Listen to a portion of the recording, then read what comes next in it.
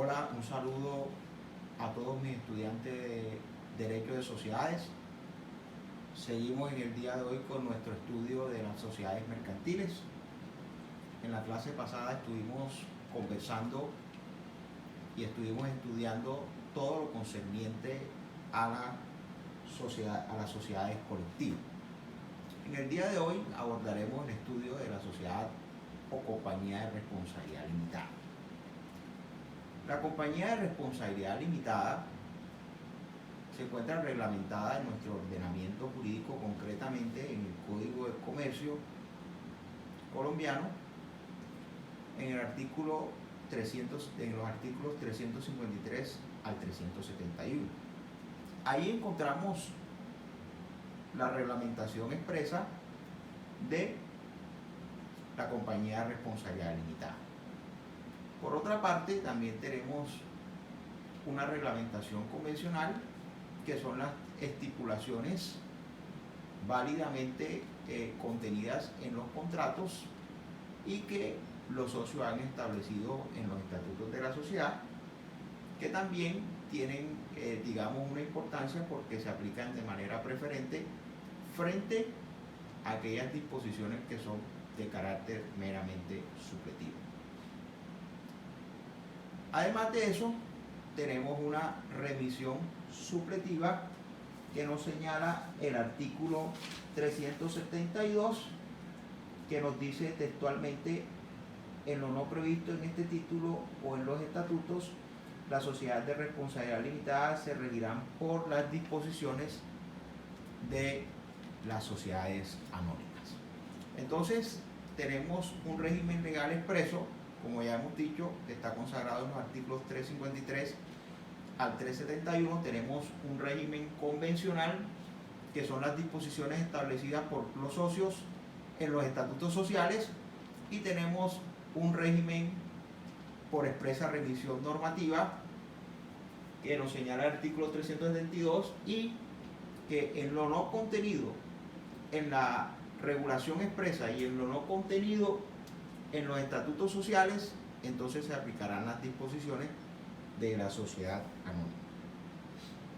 Habiendo aclarado esto, entonces procedemos a hablar acerca del origen de la compañía de responsabilidad limitada.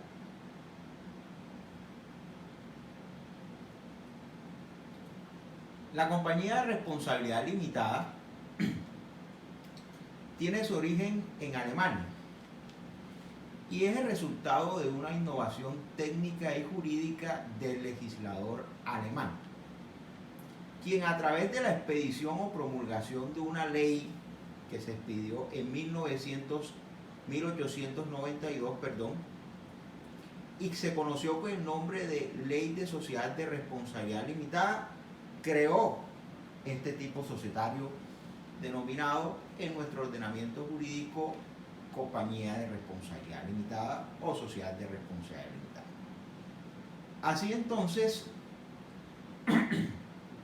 la sociedad de responsabilidad limitada tiene su génesis en la promulgación de una ley en Alemania en 1892. Repito, la ley se conoció como Ley de Sociedades de Responsabilidad Limitada. Esa ley fue modificada posteriormente con la expedición del Código de Comercio alemán en 1987. En cuanto a su evolución histórica, la compañía de responsabilidad limitada fue acogida por Portugal en 1901, donde se conoció con el nombre de Sociedad por Cuotas de Responsabilidad Limitada. En Latinoamérica, el primer país en acoger este tipo societario fue Brasil en 1919, luego Francia la acoge en 1925, introduciendo algunas modificaciones en cuanto a la pluralidad de cuotas y la pluralidad de votos. Finalmente, nuestra legislación colombiana es acogida en 1937 mediante la Ley 124 y Decreto Legislativo 239 de 1957. Como le había dicho, actualmente encontramos su reglamentación expresa en el decreto 410 de 1971, que es nuestro actual Código de Comercio, en los artículos 353 al 371. En cuanto a su naturaleza jurídica, podemos decir que la compañía de responsabilidad limitada tiene una naturaleza mixta o híbrida. Esto por cuanto lo que quiso el legislador alemán al momento de crear este nuevo tipo societario fue crear un tipo societario intermedio entre la sociedad anónima y las sociedades colectivas. Un tipo societario que le permitiera tener la simplicidad de la estructura interna de la sociedad colectiva, pero también a su vez le permitiera tener la flexibilidad de la responsabilidad limitada de la sociedad anónima.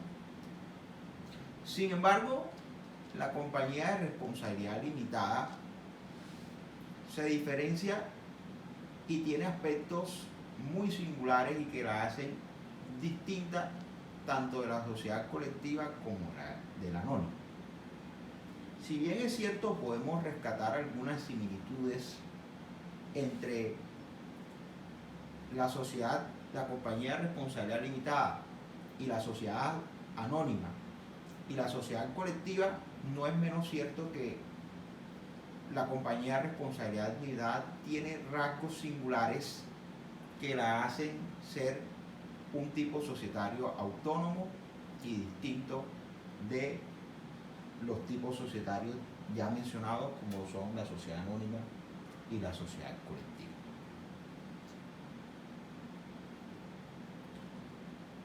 Como ya le habíamos indicado, la regulación legal está en los artículos 353 a 371, tiene una regulación convencional y una regulación por disposiciones supletivas que en lo no previsto en la regulación expresa y en los estatutos, entonces se aplicarán las disposiciones de las sociedades anónimas.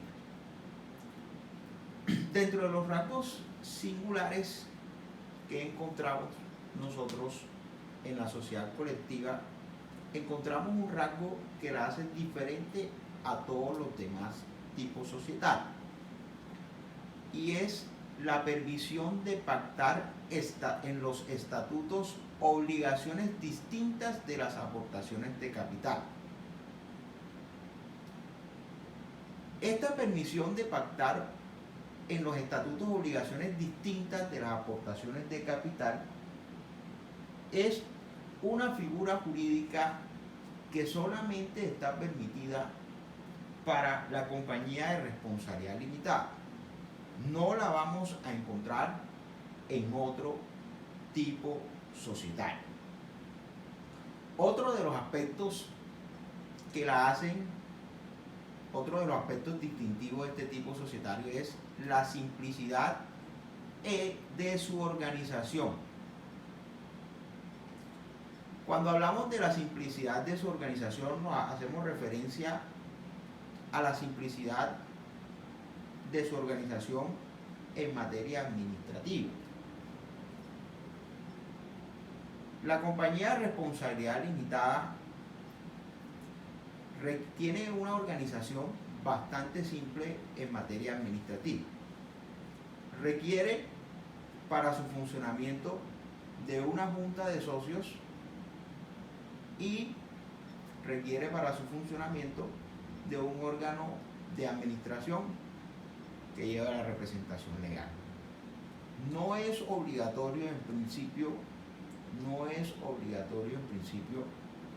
el órgano de revisoría fiscal, aunque en algunos casos se puede tornar en obligatorio. Sin embargo, ese tema lo vamos a abordar más adelante.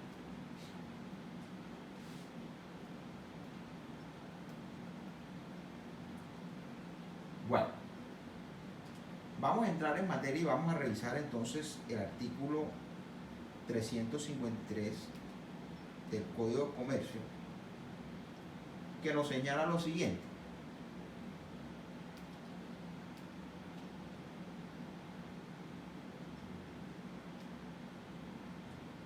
en las compañías de responsabilidad limitada, los socios responderán hasta el monto de sus aportes. En los estatutos podrá estipularse para todos o alguno de los socios una mayor responsabilidad o prestaciones accesorias o garantías suplementarias, expresándose su naturaleza, cuantía, duración y modalidad. Podemos advertir que la regulación de la sociedad de responsabilidad limitada no nos trae una definición de lo que es la compañía de responsabilidad limitada, pero la podemos deducir de sus características. Entonces podemos decir o podemos definir la compañía de responsabilidad limitada como un tipo societario, ¿verdad?, en el que 2 a 25 personas realizan unas aportaciones en dinero con el objeto de percibir utilidades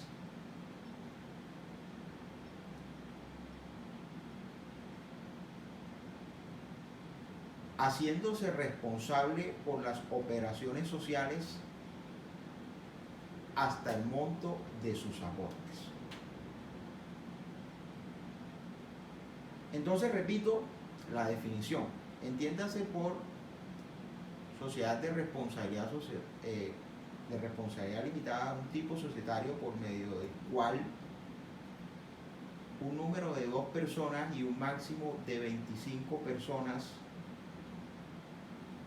realizan unas aportaciones en dinero, en trabajo o en especies con el objeto de repartirse entre sí unas utilidades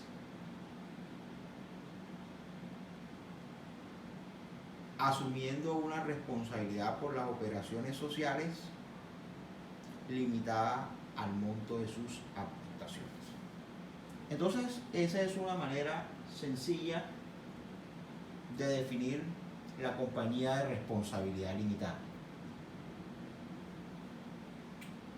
Hay algo importante aquí que debemos señalar,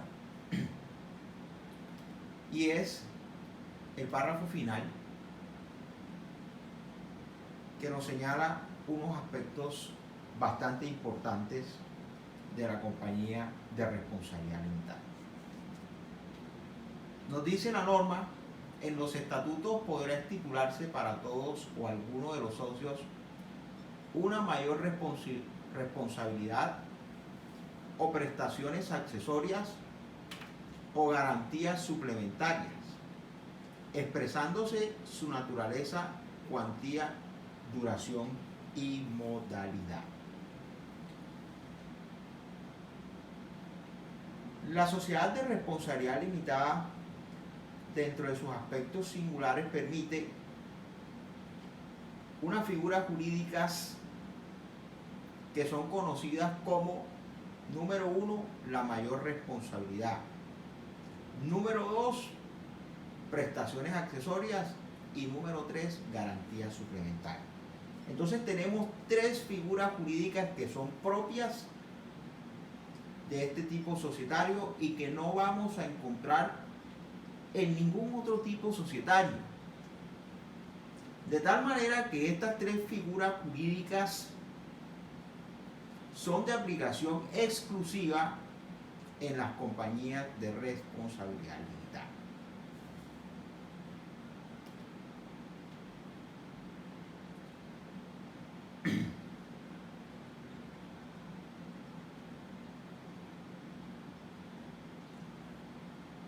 ¿Qué podemos decir? ¿Qué podemos decir de estas 3 figuras jurídicas? Fíjese que la norma señala claramente que en los estatutos podrá estipularse para todos o alguno de los socios. El verbo que utiliza la norma es podrá, lo cual quiere decir que la estipulación de estas figuras jurídicas es meramente facultativa. No es obligación para ninguno de los socios obligarse, valga la redundancia, a una mayor responsabilidad o a prestaciones accesorias o a garantías suplementarias.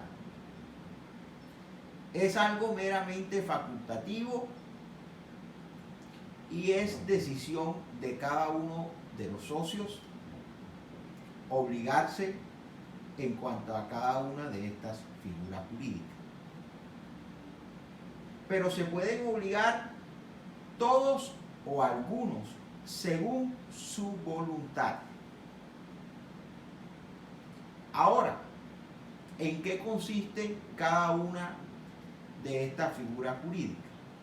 La primera figura jurídica que encontramos es que uno de los socios, o uno de los socios puede obligarse a una mayor responsabilidad.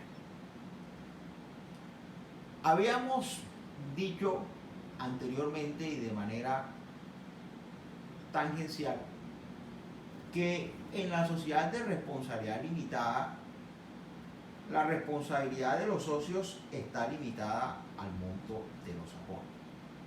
A diferencia de la sociedad colectiva, donde los socios colectivos responden por las obligaciones sociales de manera solidaria, de manera ilimitada, pero subsidiaria.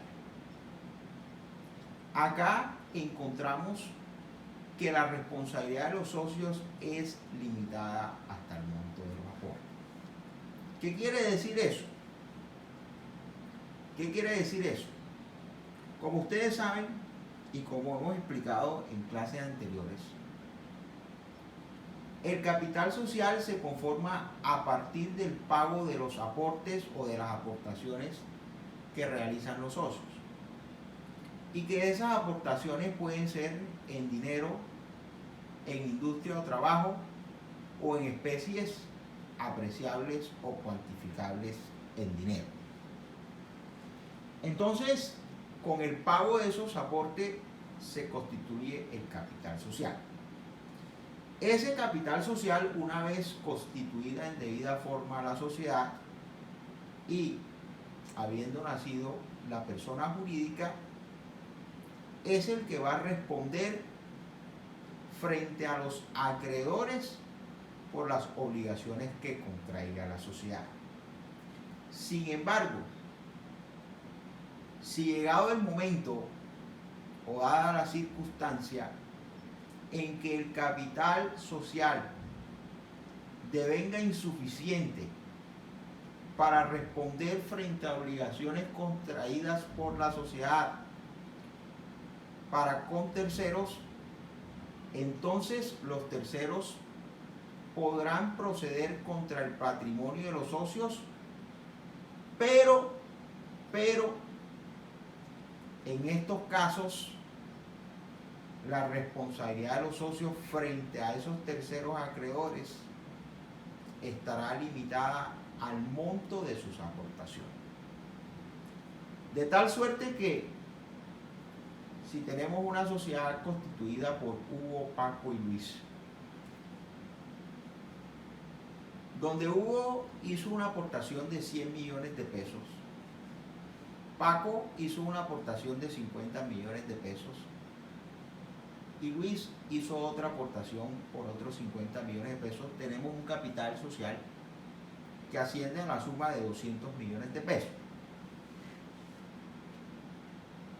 En igual proporción responderá cada uno de ellos frente a terceros en caso de que el capital social devenga insuficiente para cubrir, o los activos de la sociedad devengan insuficientes para cubrir las obligaciones de la sociedad.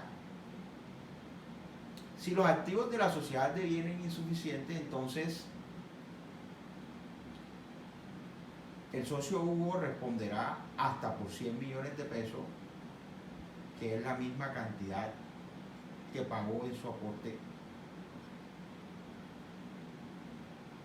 Los socios Paco y Luis responderán cada uno por 50 millones de pesos de su patrimonio. Entonces, esta responsabilidad limitada, que es un aspecto distintivo de la compañía de responsabilidad limitada, puede encontrar una variación en esta figura jurídica de la mayor responsabilidad. De tal manera que si uno de los socios, y volviendo al ejemplo, si por ejemplo el señor Luis, que había hecho una aportación de 50 millones de pesos, decide obligarse en una mayor responsabilidad por otros 50 millones de pesos, ello implica que a la hora de responder ante terceros acreedores, y en caso de que los activos de la sociedad sean insuficientes para pagar las deudas sociales, el señor Luis responderá por los 50 millones de pesos a los que ascienden el aporte pagado, más los 50 millones de pesos que se obligó en una mayor responsabilidad, para un total de 100 millones de pesos. Hay que decir que esta mayor responsabilidad no torna en ilimitada la responsabilidad del socio, no, simplemente afecta o modifica su responsabilidad, más bien amplía su responsabilidad hasta el monto estipulado en la mayor responsabilidad. Algo que se me había pasado a advertir es que esta figura jurídica de mayor responsabilidad, prestaciones accesorias o garantías suplementarias tienen que estipularse en los estatutos. De tal suerte que en los estatutos debe aparecer consignada qué socios se obligan a una mayor responsabilidad, qué socios se obligan a prestaciones accesorias y qué socios se obligan a garantías suplementarias. Y allí mismo deberá expresarse su naturaleza, cuantía, duración y modalidad. En cuanto a su naturaleza, debemos definir si a lo que se está obligando el socio es a una mayor responsabilidad, a prestaciones accesorias o a garantías suplementarias. La cuantía, obviamente, tendremos que, si se trata de una mayor responsabilidad, por qué cuantía se va a obligar, es decir, el valor a que ascenderá esa mayor responsabilidad. La duración, ¿sí? Establecer un término. El socio puede decir, me obligo a una mayor responsabilidad por el término de 5 años.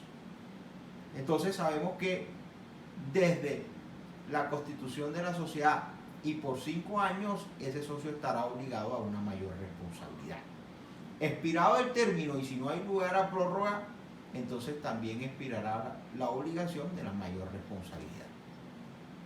Y las modalidades, esto quiere decir las formas y en qué eventos, de qué forma y en qué circunstancias se obliga a cada uno de los socios a esa mayor responsabilidad, a esas prestaciones accesorias o a esas garantías suplementarias. Entonces, pasemos a explicar ahora la segunda figura jurídica, que son las prestaciones accesorias. Las prestaciones accesorias son obligaciones de dar, de hacer o de no hacer, a las cuales se obliga un socio para con la sociedad.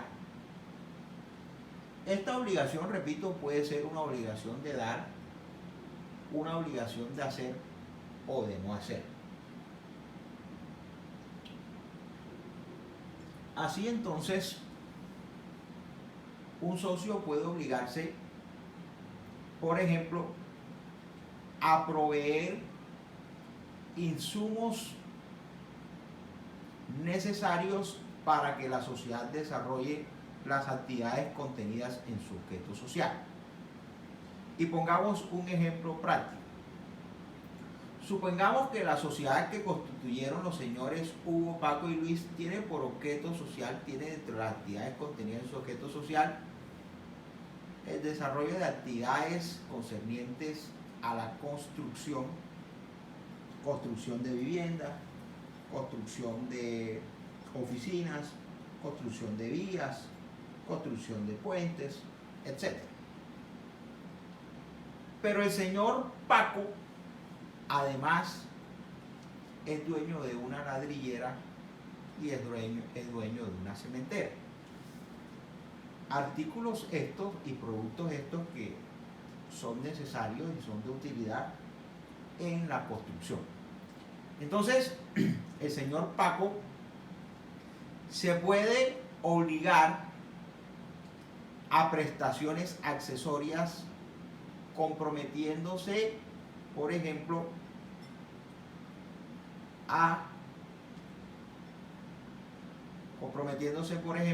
a suministrarle a la sociedad todo el material de ladrillos y de cemento para su construcción. Pero además le dice, no solamente le suministro los ladrillos y no solamente le suministro el cemento, sino que se los vendo a precio de producción, lo cual viene a ser un beneficio para la sociedad porque representa un ahorro importante de dinero. De igual manera, esas prestaciones accesorias a las que se compromete el socio Paco tiene que señalar su naturaleza en los estatutos, es decir, que se tratan de prestaciones accesorias, tiene que señalar la cuantía.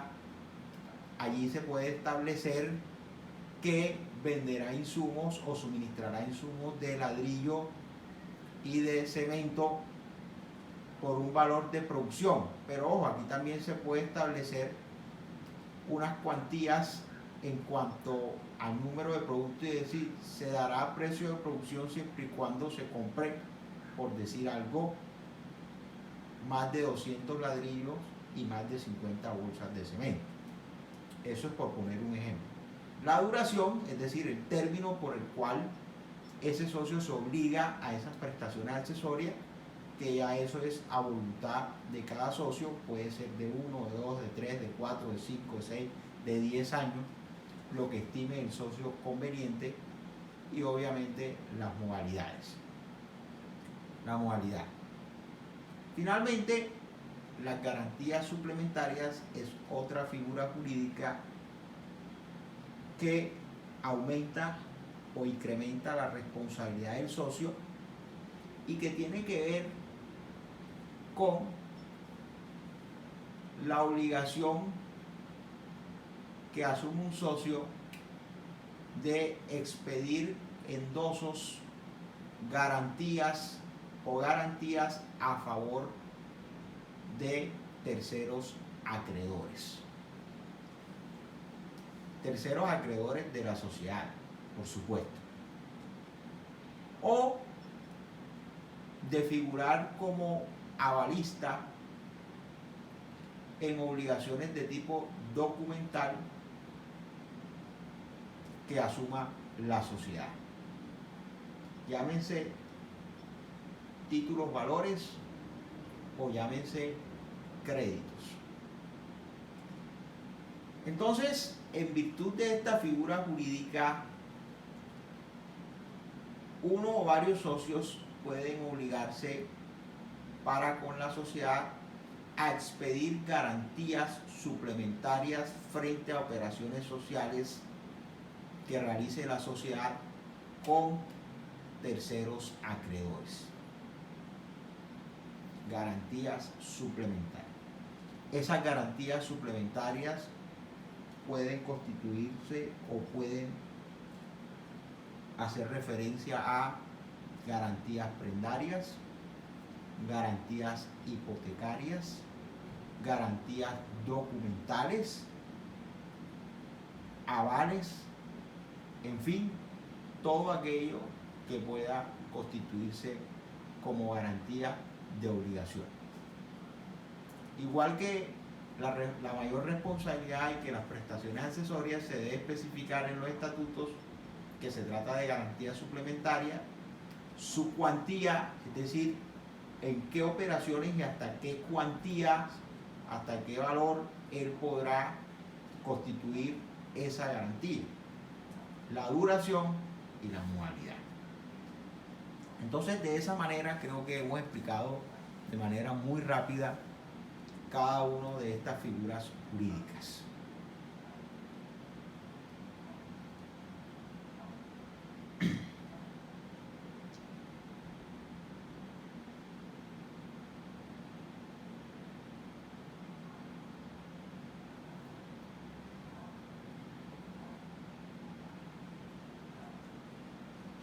En cuanto a la constitución de la compañía de responsabilidad limitada, vamos a pasar a leer el artículo 356 del Código de Comercio. Nos señala lo siguiente: los socios no excederán de 25, será nula de pleno derecho la sociedad que se constituya con un número mayor. Si durante su existencia excediere dicho límite, dentro de los 2 meses siguientes a la ocurrencia de tal hecho, podrá transformarse en otro tipo de sociedad o reducir el número de sus socios. Cuando la reducción implique disminución del capital social, deberá obtenerse permiso previo de la superintendencia, so pena de quedar disuelta la compañía al vencerse el referido término. En cuanto a la formación de la compañía de responsabilidad limitada, como ya hemos estudiado y como lo señala el artículo 110 del Código de Comercio, las sociedades comerciales se constituyen a través de escritura pública. Entonces, en cuanto a su formación, tenemos que el contrato generador de la sociedad debe elevarse a escritura pública. Se conoce también ese contrato generador de la sociedad que lleva implícito los estatutos sociales. Nos trae un aporte importante aquí el artículo 356 en cuanto a la formación y constitución de la sociedad de responsabilidad limitada, y es el número de socios. Tiene un número mínimo para su constitución, y es que deben ser 2 o más, conforme lo señala el artículo 98 del Código de Comercio, pero nos establece aquí de manera expresa un número máximo de socios de 25. Aquí la norma nos dice claramente que los socios no podrán exceder el número de 25. Esto es una norma de carácter imperativo, por lo tanto es de obligatorio acatamiento. Punto seguido nos señala la consecuencia jurídica de constituir una sociedad con un número que exceda de 25. Y dice, será nula de pleno derecho la sociedad que se constituya con un número mayor. Aquí la norma nos señala 2 supuestos fácticos. Encontramos entonces en la hipótesis de la norma 2 supuestos fácticos que debemos estudiar. El primero es que la sociedad se constituya o se forme con un número mayor a 25 socios. Si la sociedad se constituye con un número mayor a 25 socios, la consecuencia jurídica es que la sociedad es nula de pleno derecho. La nulidad de pleno derecho, como ya lo hemos estudiado en clases anteriores, surte efecto ipso iuris. Surte efecto ipso iuris, eso quiere decir que aplica de manera inmediata. No requiere de impugnación ese acto y mucho menos requiere de una declaración judicial. La nulidad se produce ipso iure, por ser de pleno derecho. Entonces, la sociedad que se constituya, la sociedad de responsabilidad limitada que se constituya con un número mayor de 25 será nula de pleno derecho. El segundo supuesto fáctico que nos contempla la hipótesis de la norma es si durante su existencia la sociedad llegare a exceder el límite de socios. Y este es otro evento, porque en este evento la sociedad fue constituida con un número de socios permitidos por la ley, es decir, entre 2 y 25. Pero durante su existencia llegó a tener más de 25 socios. Normalmente esto puede suceder por causa de muerte. Cuando se da una mortis causa y se ha estipulado en los estatutos seguir la sociedad con los herederos, en caso de que ese heredero tenga varios hijos, y vamos a poner un ejemplo concreto, tenemos una sociedad que se constituye con un número de 23 socios, fallece uno de los socios que tiene 7 hijos, la sociedad queda con 22 socios, el número 23 falleció, ese número 23 tiene 7 hijos. Mientras se surte el proceso sucesoral, tendrán que nombrar un vocero que los represente a todos en la sociedad. Pero una vez hecha la partición social y adjudicada la herencia y habiéndose distribuido las cuotas entre los herederos, esos herederos pasan a ser socios de la sociedad. Y entonces de esa manera la sociedad que tenía 22 socios ahora pasa a ser una sociedad de 29 socios. 22 más 7 herederos igual 29.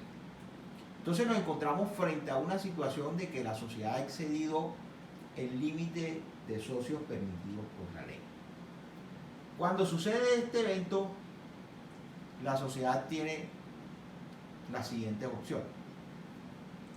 La primera, si definitivamente los socios herederos van a seguir en la sociedad tendrá que podrá transformarse en otro tipo societario que le permita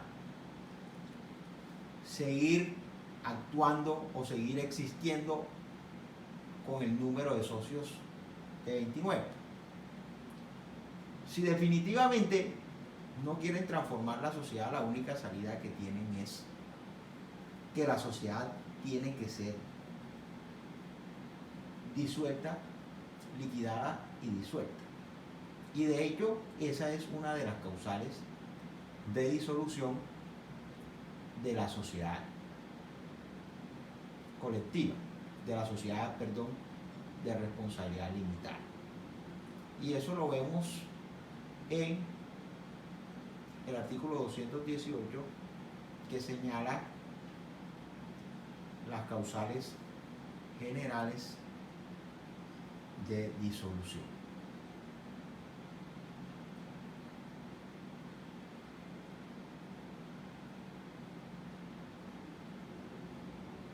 El artículo 218 del Código de Comercio, que señala las causales de disolución de la sociedad,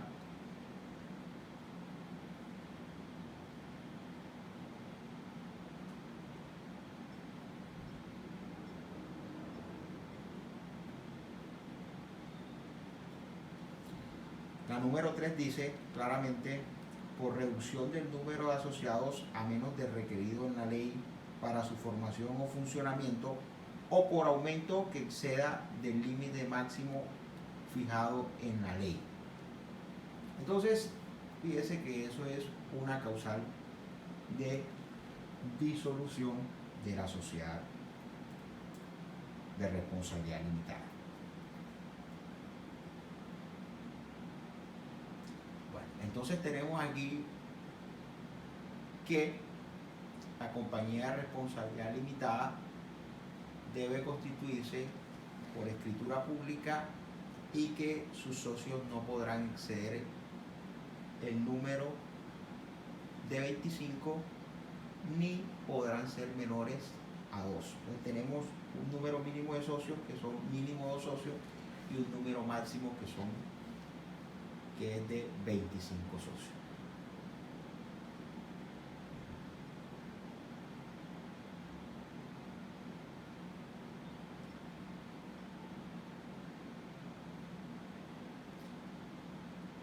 Otro aspecto importante en cuanto a su formación es que el capital social es la forma en cómo se paga el capital social. El capital social, señala el artículo 354 del Código de Comercio, que se debe pagar íntegramente al constituirse la compañía, así como al solemnizarse cualquier aumento del mismo. El capital estará dividido en cuotas de igual valor cesibles en las condiciones previstas en la ley o en los estatutos. Entonces fíjese que el artículo 354 nos dice que el capital social debe pagarse íntegramente al momento de constituirse el capital, de constituirse la sociedad. Ello nos lleva a hacer una reflexión importante. Y es que en estos tipos societarios no es posible realizar aportaciones de crédito.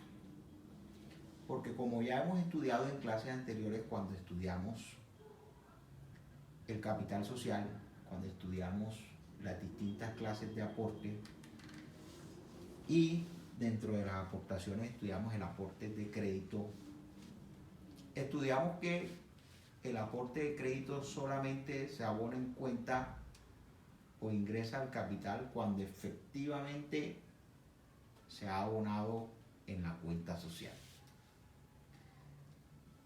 Como la norma nos exige que el capital debe pagarse íntegramente al momento de constituirse la compañía,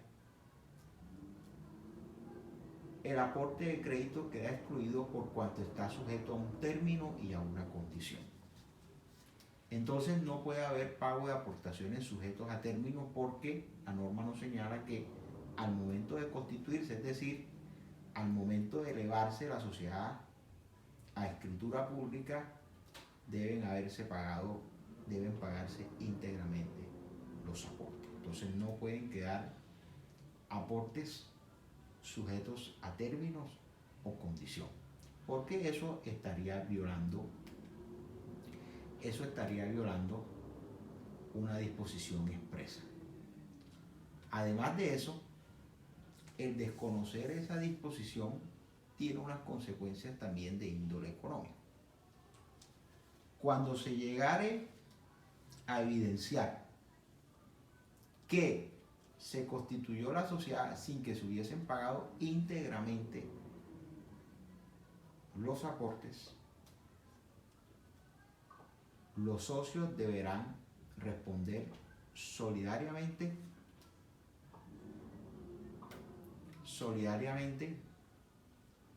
por las obligaciones sociales que contraiga la sociedad. Por otro lado, también nos señala el artículo 354 que los socios de la compañía de responsabilidad limitada responderán solidariamente por el valor atribuido a los aportes en especie. Sabemos que en principio corresponde a la Junta de Socios asignar el valor a los aportes en especie y se espera que la Asamblea de Socios o la Junta de Socios proceda de buena fe asignándoles un valor que realmente corresponda a su valor comercial. Sin embargo, si se llega a evidenciar que hubo una sobrevaloración de los bienes o de los aportes en especie, eso torna en solidaria la responsabilidad de los socios en relación al valor atribuido a esos aportes en especie. Entonces ya hemos visto aquí dos ejemplos en los cuales la responsabilidad de los socios, el régimen limitado de responsabilidad de los socios se rompe y lo torna en solidario. El primero es, que ya dijimos, cuando se detecte que al momento de constituirse la compañía no se han pagado íntegramente los aportes, y el segundo es cuando se detecte que hubo un sobreavalúo sobre las aportaciones en especies. Eso lo señala aquí de manera expresa el artículo 355, dice: cuando se compruebe que los aportes no han sido pagados íntegramente, la superintendencia deberá exigir bajo apremio de multa hasta por 50.000 pesos que tales aportes se cobren o ordenar disolución de la sociedad sin perjuicio de la responsabilidad de los socios, sin perjuicio de que la responsabilidad de los socios se deduzca como en la sociedad colectiva. Entonces fíjense que el no pagar los aportes íntegramente al momento de constituir la sociedad deriva en que los socios entran a responder como unos socios colectivos, es decir, de manera solidaria e ilimitada frente a los acreedores sociales.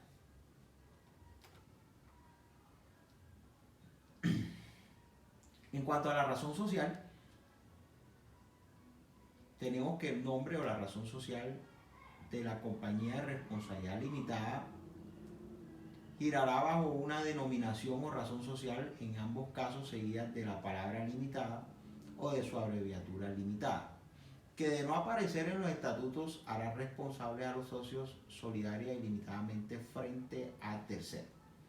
Entonces, aquí vemos también otro rasgo importante y distintivo de la compañía de responsabilidad limitada, en cuanto permite el legislador que la razón social se pueda constituir bajo una denominación social. Ofrece la norma las dos opciones: que se constituya razón social o bajo denominación social. Ya hemos estudiado en clases anteriores lo que es la razón social y la denominación social y su diferencia la una de la otra. Entonces, la razón social va más ligada al nombre o apellidos de los socios, en tanto que la denominación social va ligada a las actividades contenidas en el objeto social de la sociedad. Ya sea que se opte por denominación social o razón social, en ambos casos deberá ir el nombre seguido de la palabra limitada o de su abreviatura LTDA. Esto es muy importante porque si se obvia, se omite o se olvida colocar después de la razón o denominación social la palabra limitada o la abreviatura LTDA, ello también es causal para que se resquebraje, para que se fracture el régimen de responsabilidad de los socios de la compañía de responsabilidad limitada y que entren a responder como socios colectivos, es decir, de manera solidaria e ilimitada. Entonces fíjese lo importante que es esa palabra. Después de la razón de denominación social se debe colocar la palabra limitada o su abreviación LTDA. La razón social, entonces, como ya hemos dicho, va más ligada al nombre de la sociedad. Es así entonces un ejemplo que si los apellidos de uno o varios socios es Castro Pérez, podríamos decir que la razón social podría ser Castro Pérez Sociedad Limitada, ¿verdad? Castro Pérez Sociedad Limitada o Castro Pérez Limitada. Si va ligado a la denominación social,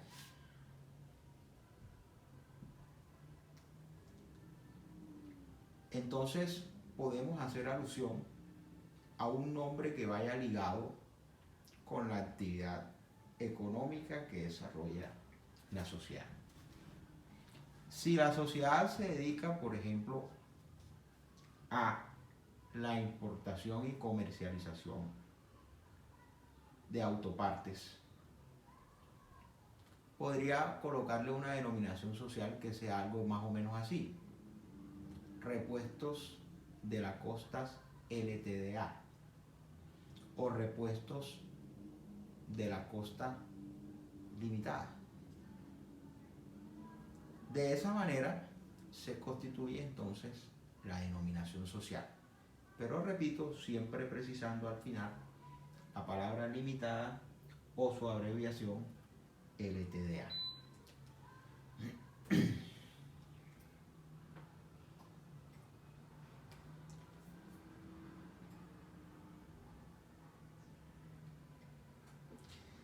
En cuanto a su administración, debemos señalar que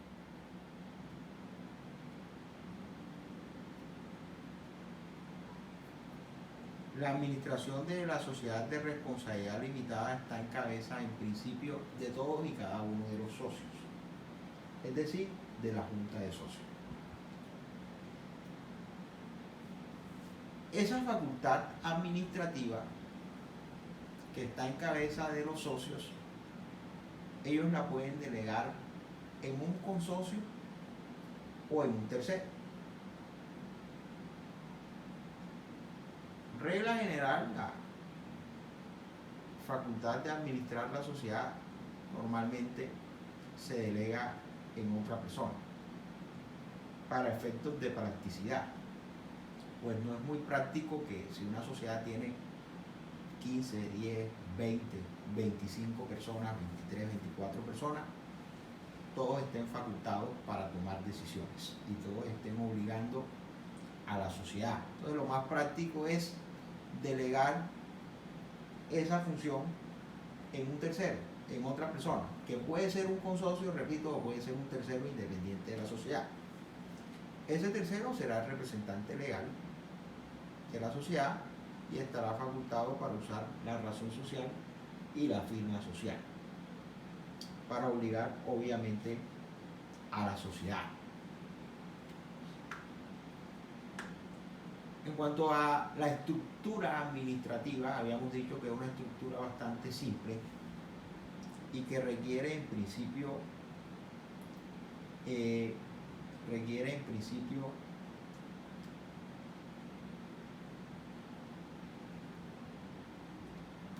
una junta de socios y de un representante legal.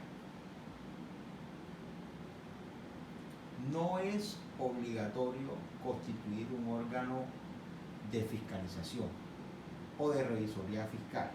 ¿Por qué? Porque siendo una sociedad con un número pequeño de socios donde todos tienen facultades para fiscalizar los libros sociales, no consideró el legislador que fuese necesario constituir de manera obligatoria una revisoría fiscal.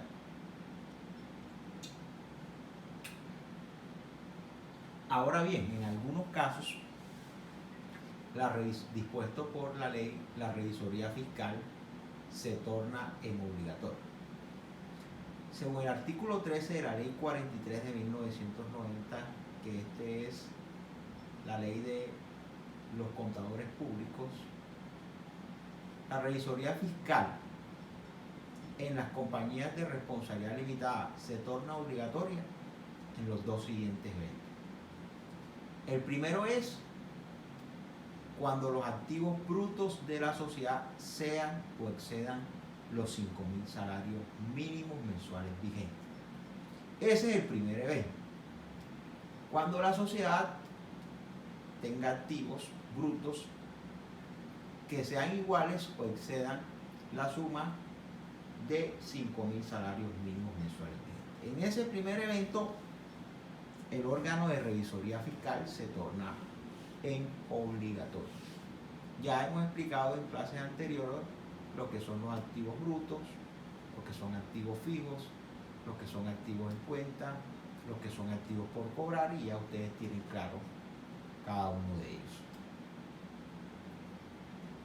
El segundo evento que nos señala la ley 43, artículo 13 de la ley 43, es cuando los ingresos brutos de la compañía, los ingresos brutos del año anterior de la compañía de responsabilidad limitada sean o excedan de 3.000 salarios mínimos mensuales vigentes. Entonces, cuando en el ejercicio social de la vigencia anterior o del año anterior, los ingresos brutos de la sociedad sean o excedan los 3.000 salarios mínimos mensuales vigentes, también se torna en obligatorio el órgano de revisoría fiscal.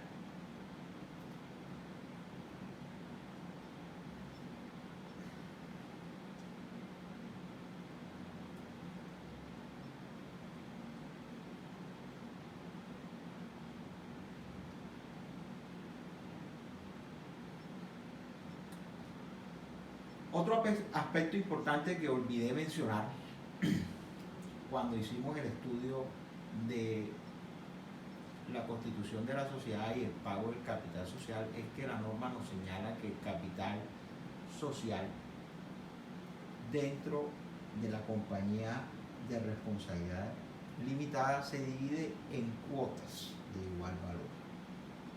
Cuotas de igual valor. Quiero llamar la atención de todos los estudiantes en el sentido de que estoy hablando de que el capital social se divide en cuotas de igual valor. No se confundan con la forma en que está integrado el capital social. Sabemos que el capital social está compuesto, integrado por un capital autorizado, por un capital suscrito y por un capital pagado, donde el capital autorizado es el máximo de aportes o el máximo de capitalización que los socios han decidido que la sociedad podrá recibir. El capital suscrito es la parte del capital autorizado que los socios se han comprometido a pagar en virtud de la suscripción del contrato social. Y el capital pagado es la parte del capital suscrito que efectivamente han pagado los socios al momento de constituirse la sociedad, que en el caso de la compañía de responsabilidad limitada, como ya hemos dicho, se debe pagar íntegramente el capital suscrito al momento de constituirse la sociedad. Luego entonces, en los estatutos de la sociedad, al momento de constituirse, capital suscrito y capital pagado deben ser iguales. Pero acá estamos hablando de la forma como se divide el capital. Habíamos dicho, por ejemplo, que en la sociedad colectiva el capital se divide en partes de interés. En la compañía de responsabilidad limitada el capital se divide en cuotas de igual valor. Esas cuotas que son de igual valor, ello quiere decir que por disposición expresa del legislador, el valor nominal de las cuotas es igual para todas. Así entonces, si tenemos un capital social de 100 millones de pesos y los socios han estipulado, porque a bien lo han tenido, en los estatutos de la sociedad, que el valor de la cuota será de 1 millón, entonces dividimos el capital social, que es 100 millones de pesos, entre el valor de la cuota, y tenemos que el capital social se divide en 100 cuotas cuyo valor nominal es de 1 millón de pesos. Todas cuestan lo mismo. Aspectos importantes de la cuota. Además de que todas tienen igual valor, las cuotas son cesibles. Es decir, se pueden ceder. Se pueden ceder por mortis causa, se pueden ceder onerosamente o se pueden ceder gratuitamente. Entonces, son objeto de ser cedidas. Se diferencian de las acciones en que las acciones son negociables, las cuotas son cesibles. Y hay una diferencia allí porque las acciones, al ser negociables, circulan dentro del comercio con una ley de circulación y digamos que su negociación es más rápida, expedita que la de las cuotas y la parte de interés, que son cesibles.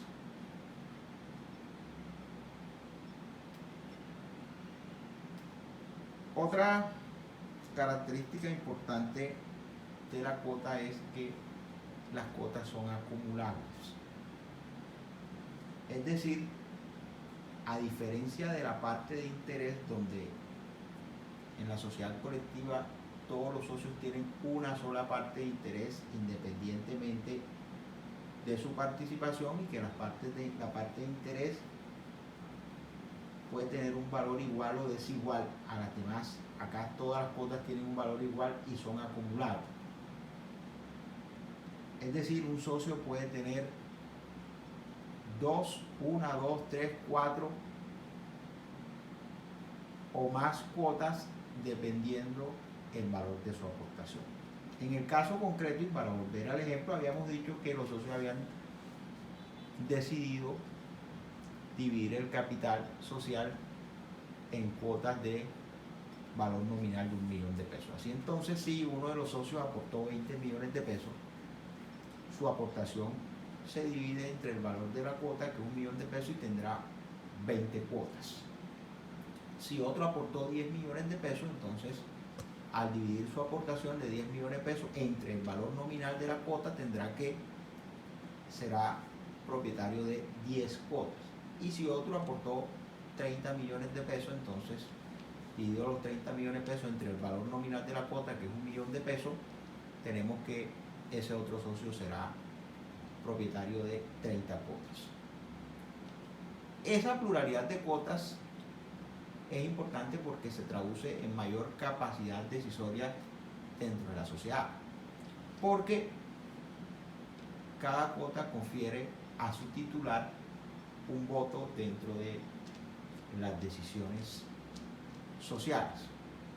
Entonces, así, el que tiene 20 cuotas tendrá 20 votos, el que tiene 10 cuotas tendrá 10 votos, el que tiene 30 cuotas tendrá 30 votos.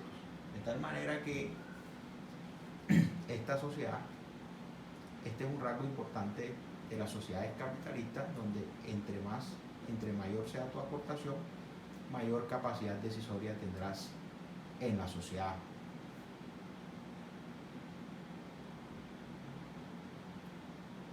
Otra característica importante es que las cuotas son indivisibles. Es decir, usted no puede fraccionar una cuota y dividirla en 2, 3, 4 cuotas. No, las cuotas son indivisibles.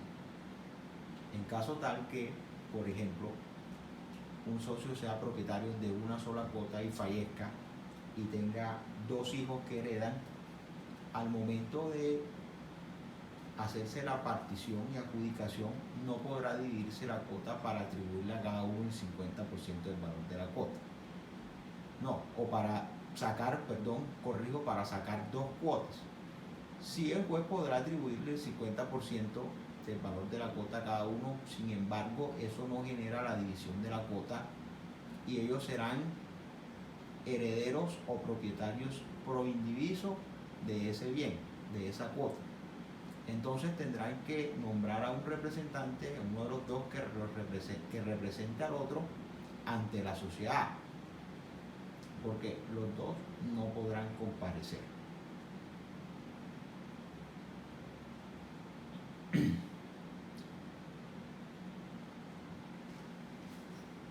Como la compañía de responsabilidad limitada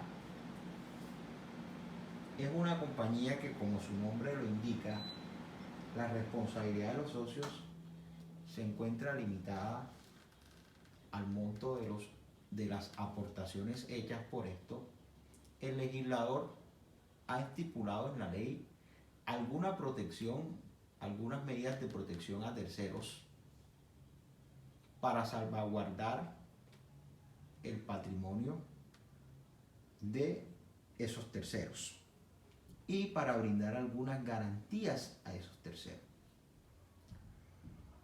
Dentro de esas medidas que ha tomado el legislador, por ejemplo, están las figuras jurídicas que ya hemos estudiado de la mayor responsabilidad, de las prestaciones accesorias y de las garantías suplementarias. Son figuras jurídicas que realmente lo que buscan es brindarle una seguridad y una protección a los terceros acreedores para que en caso de que los activos de la sociedad sean insuficientes para cubrir las obligaciones adquiridas por esta, entonces los acreedores tengan estas figuras jurídicas como garantía de sus acreencias. Pero además de eso, también están las garantías de, por ejemplo, que el capital social se tiene que pagar íntegramente al momento de constituirse la sociedad, y ello es una garantía porque le permite saber al acreedor o al tercero que va a contraer alguna obligación con la sociedad, o el tercero que va a negociar con la sociedad, saber realmente a cuánto asciende el capital de la sociedad. Otra garantía que ha estipulado la norma es que si existen sobrevaloraciones de bienes inmuebles, los socios responden de manera solidaria por ese sobrevalor que se le ha estipulado a esas aportaciones de bienes. Otra garantía es la inclusión de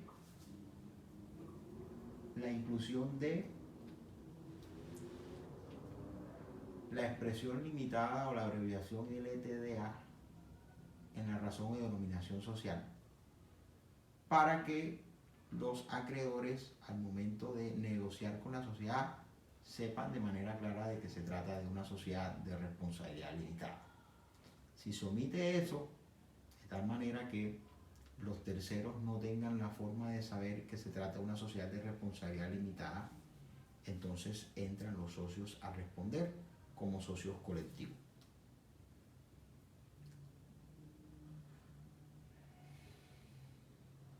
Aquí los tenemos, digamos, la protección de la intangibilidad, es decir, de no cambiar o de no modificar el capital social. Los socios responderán solidariamente por el valor atribuido a los aportes en especie. La obligatoriedad de pago total de los aportes al momento de constituir la sociedad o al momento de solemnizarse algún aumento o disminución de capital.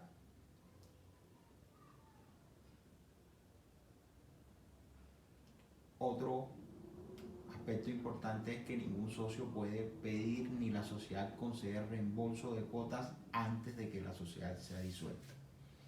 Esto es importante porque el no permitir el reembolso de cuotas antes de que la sociedad sea disuelta es una protección para la no disminución del capital social, que en última es una garantía de las obligaciones adquiridas por la sociedad. Y la disolución de la sociedad si sobrevienen pérdidas que reduzcan su capital al menos del 50%. Esto es conforme lo señala el artículo 370 del Código de Comercio.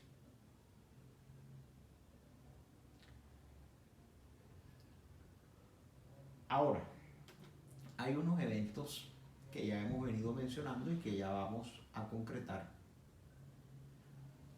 que fracturan la responsabilidad, el régimen de responsabilidad limitada de los socios en la compañía de responsabilidad limitada. Es decir, eventos en que los socios pasan a responder de manera solidaria e ilimitada. ¿Cuáles son esos eventos? Cuando se hacen aportaciones en especie y los mismos son sobrevalorados e incluidos en la escritura de constitución. Número 2, si los aportes no son íntegramente pagados al momento de Número 3, si en los estatutos se omite después de la razón de denominación social la palabra limitada o su abreviatura. Número 4, cuando en los estatutos se han estipulado una mayor responsabilidad o se han pactado prestaciones accesorias o cuando se pactan garantías suplementarias. En cuanto a estas tres últimas, quiero precisar que estas tres últimas, estas tres figuras jurídicas, no tornan en ilimitada la responsabilidad de los socios, simplemente la amplían. Pero sí es una variación al régimen de responsabilidad limitada cuando se den los supuestos establecidos en los estatutos para que ellos asuman la mayor responsabilidad o se vean obligados a las prestaciones accesorias o las garantías suplementarias. Los rasgos comunes de estas figuras jurídicas ya las hemos tocado tangencialmente, son obligaciones sociales por cuanto vienen establecidas en la escritura pública, en los estatutos de la sociedad. Hemos dicho que en los estatutos sociales se tienen que establecer claramente la naturaleza, el término, la cuantía y la modalidad. Número 2, otro rasgo común entre las tres es que amplían la responsabilidad de los socios, pero no la tornan limitada. Número 3, robustecen el patrimonio de la compañía. Claro que lo robustecen porque le brindan, al comprometerse a una mayor responsabilidad o garantía accesoria, le brindan mayor fuerza económica o músculo financiero a la sociedad. Número 4, otro rango común es que deben ser expresamente estipuladas en los estatutos. Número 5, esa estipulación es meramente facultativa, no es obligatorio que los socios se obliguen a mayor responsabilidad, a prestaciones accesorias o a garantía suplementaria. Si usted quiere modificar, si los socios quieren modificar o suspender esas obligaciones, se tendrá que hacer mediante una reforma de los estatutos. Como ya ustedes saben, esa reforma de los estatutos implica que también se tenga que elevar a escritura pública. Ya esto lo hemos estudiado, los requisitos legales que deben cumplirse, que se debe determinar en la escritura pública su naturaleza, su cuantía, el término de duración y la modalidad. Bueno, de esta manera hemos explicado, falta algo importante que no hemos dicho antes de concluir, y son, digamos, las causales especiales de liquidación, de disolución de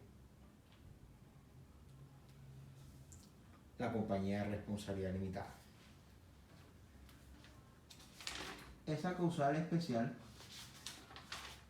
la encontramos entonces